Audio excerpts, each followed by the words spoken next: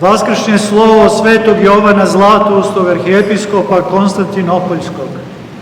Ako je ko pobožan i bogoljubiv, neka se naslađuje i divnim i svetlim slavljem.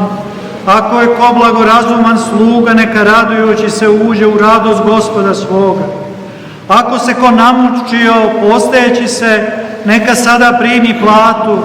Ako je ko od prvoga časa radio, neka danas primi pravedni dug.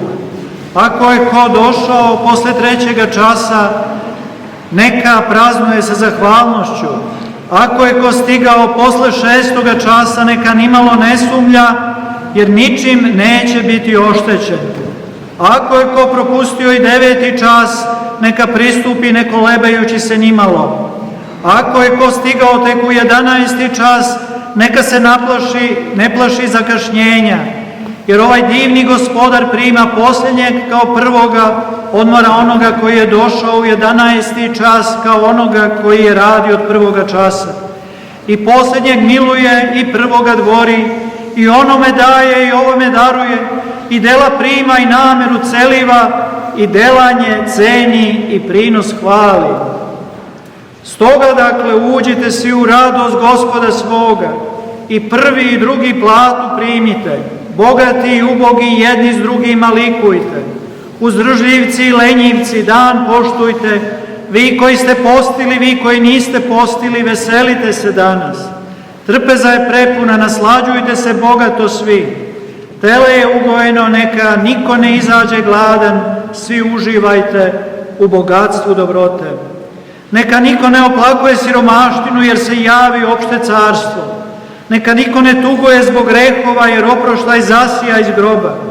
Neka se niko ne boji smrti, jer nas oslobodi spasiteljeva smrt, ugasi je onaj koga je ona držala.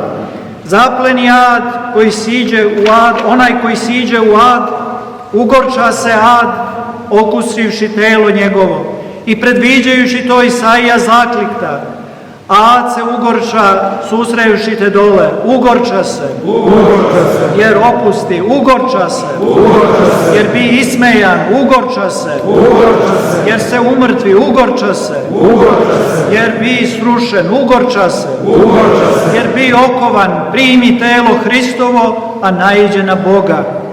Primi zemlju, a srete nebo, primi ono što vide, a pade u ono što ne vide. Smrti, gde ti je žalac, ade, gde ti je pobeda? Vaskrse Hristos, i ad se stropošta, vaskrse Hristos, i padoše demoni, vaskrse Hristos, i raduju se anđeli, vaskrse Hristos, i život živuje, vaskrse Hristos, i nijednog mrtvoga u grobu, jer Hristos uštavši iz mrtvih posle prvina preminulih, njemu slava i vlast kroz sve vekove. Amin.